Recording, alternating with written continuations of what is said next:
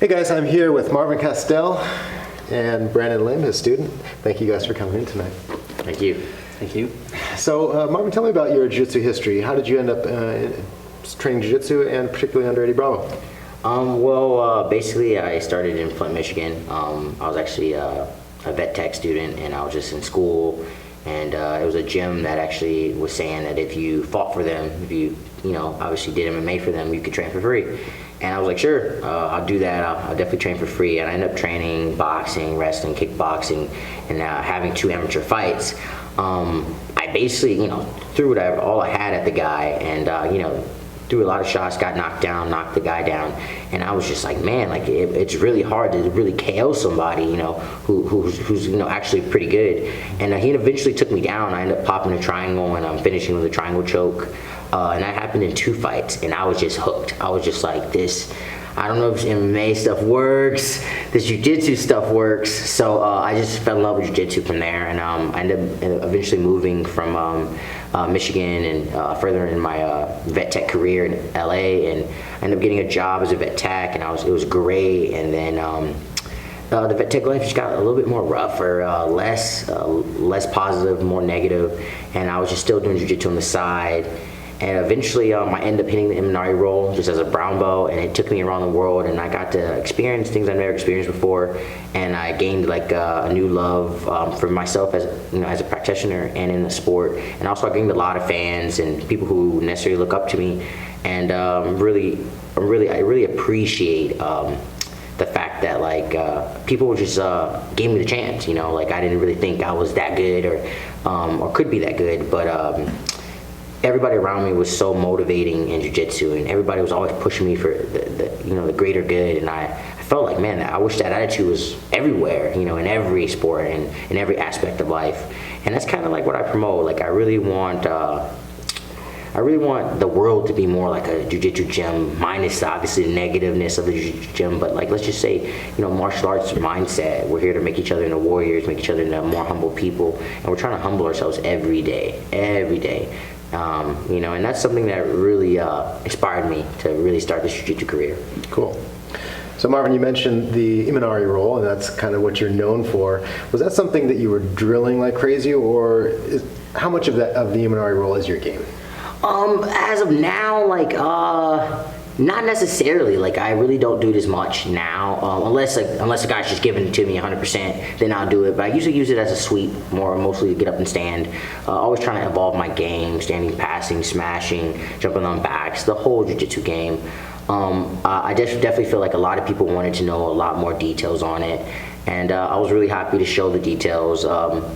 But I feel like it's not necessarily my whole game anymore. I definitely feel like I definitely feel like I'm a choke guy, I'm a back guy, I'm a truck guy. I have a lot of games I really like, and leg locks. I still love leg locks, so it's always fun to me to be able to play and teach and try to understand it a little bit more. Mm-hmm. Brandon, for someone that says, "Hey, don't waste your time with the Imanari roll. It's such a flashy move. Stick with foundation fundamentals," what would you say?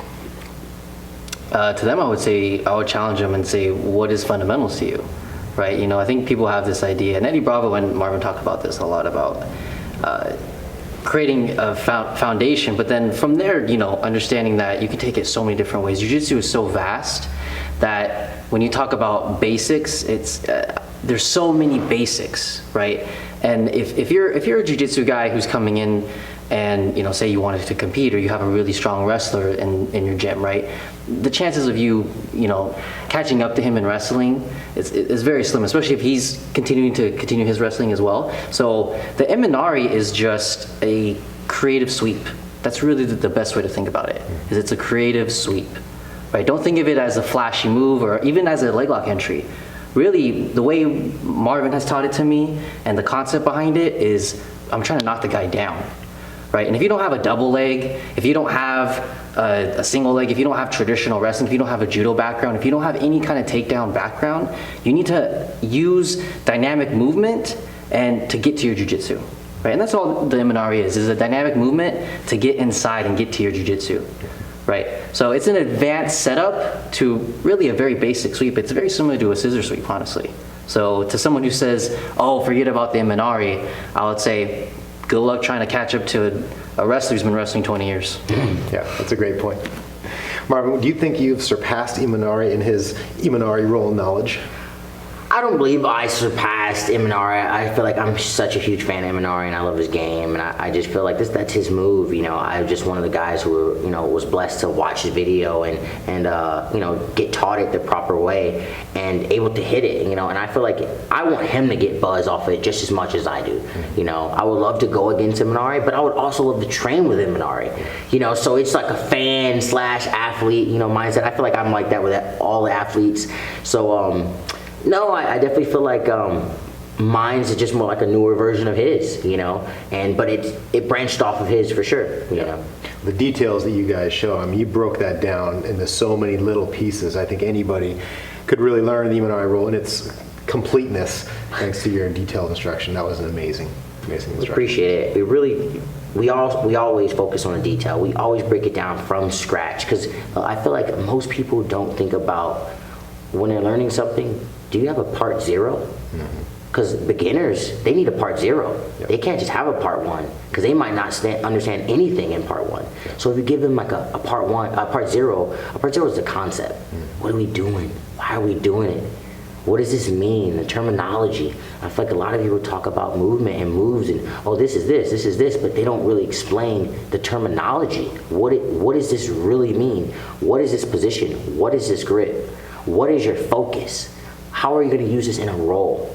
And me and Lim and me and my student Carlos Guyton and my whole break squad, and plus even Eddie Bravo, are always talking about what's the setup. Yeah.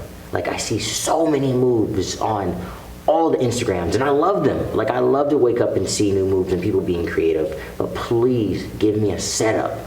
Give me how can I teach this? How could you give me a way to teach it? That's what I'm into. Like if there's a beautiful setup, I'm all in. I don't care. And we're just like Eddie. Like we see something online, it looks good. We're gonna try it out. I'm gonna try it live. It doesn't go down. We're gonna keep trying it. But after a few not going down, we gotta ditch it. But if it's great, we're gonna keep it in the game.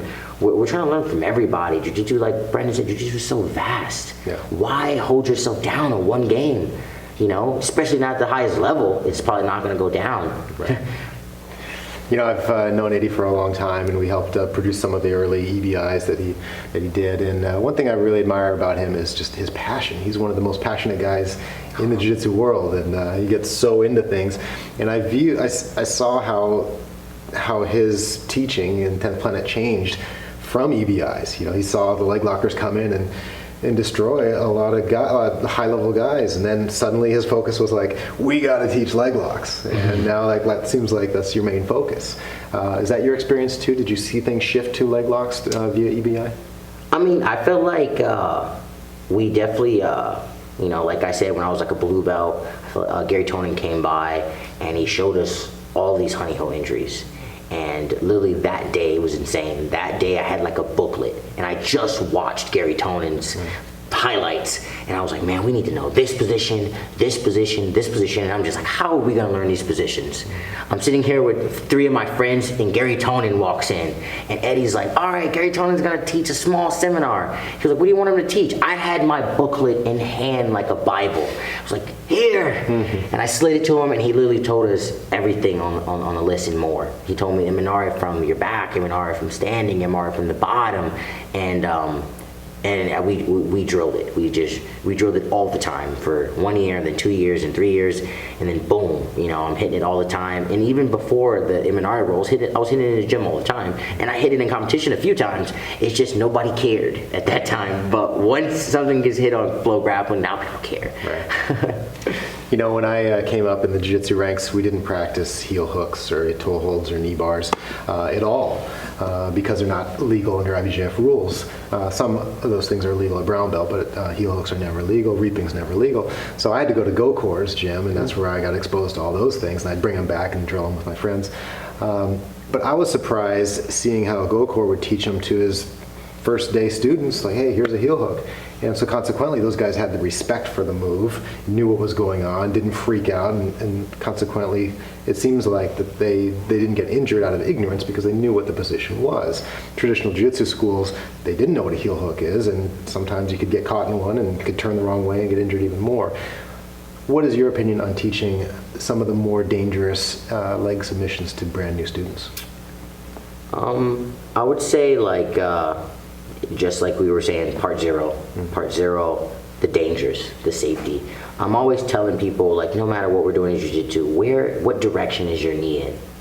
Okay, is your knee forward? Is it hyperextended backwards? Is it to the side? Is it to the opposite side, to the right, to the left? Think about where your knees are at, okay? Because in a leg lock exchange, in a leg lock roll, in a defense or in an offense, your knees are gonna be in a certain way, okay? So if your knees are in a certain way, that means you have to really be aware, you know, which way they are, because you could run into submissions. And I feel like we just take it slow. We drill part 0, and then part 1, part 2, part 3, part 4. By part 4, they already understand, like, okay, this is serious, okay? And then after we get to part 4, we run it all back again. So part 0, part 1, part 2, part 3, part 4, and then maybe we might even go live. Maybe we gotta go live from all 4 of the positions, just to give them a little feel of like what's going down. All right, so maybe no heel hooks, maybe just ankle locks, maybe just toe holds, maybe just holding the position, you know, giving them concept after concept. And they're like, whoa, this is deep. I'm drowning. I'm like, all right, well, you gotta stay afloat or you're gonna drown, okay? And with me, it's more like with the white belts, I love giving people a hurdle. I love giving hurdles. Like if you've been in my class, people are like, man, Marvin's an asshole. And I'm like, because I love giving hurdles. My hurdle for white belts is, if you can keep up with my pace and you won't give up in my class, you can stay in. But the moment you gas out, the moment somebody's waiting for you to get your energy back, I'm gonna send you back to beginner class. And some people take that as like disrespect, like, no way, I'm about to finish this class. And then some people take, oh, I'm probably not gonna make it, you know? But I'm gonna let you decide. I'm gonna let you decide, because it's all about you, huh? You know, what are you here for? You got extra stuff, what are you here for? And I get a lot of good responses from it, you know? Some people throw up and I never see them again, you know? But some people throw up and they're back the next day. Then you know they're a real student. How would you guys, Brandon, I'll ask you this question, how would you differentiate a beginner's class at 10th Planet Headquarters versus an advanced class? Well, one thing that's huge in the 10th Planet system is our warm-up system, right? So a lot of the big fundamentals in beginners are getting our warm-ups, right? Now, most people think of warm-ups as, you know, oh, shrimping and movement and all that. No, we have a very complex and really advanced warm-up system that goes from everything from basic arm bars to crazy twisters and all that. So the schedule at 10 Planet HQ is, the fundamentals is you have to learn the warm-ups before you get into the advanced class. Now, along the way, we have warm-up classes, we have 0 classes, beginner classes, intermediate classes, and in between that, you know, myself, Marvin, the other instructors at 10 Planet HQ kind of fill in the gaps of all the basic jiu-jitsu. But like I said before, we're trying to cover a vast amount of basics. So everything from 10 Planet warm-ups to basic movement to basic defenses to concepts, all of that is going to be step by step along the way, from beginner to intermediate to advanced to, you know, even movement classes that are eventually going to come up in 10 Planet Jiu-Jitsu. We even have wrestling classes. We have a leg lock class. We have a rubber guard class. Right? It's very segmented, but when you put it all together, we're trying to create the most well-rounded no-gi jiu-jitsu game ever. Cool. Hey, you guys, keep up the great work. And you guys, be sure to check out the Imanari Roll Instructional by Marvin and Brandon. Thanks again, guys. Thank you. Thank you.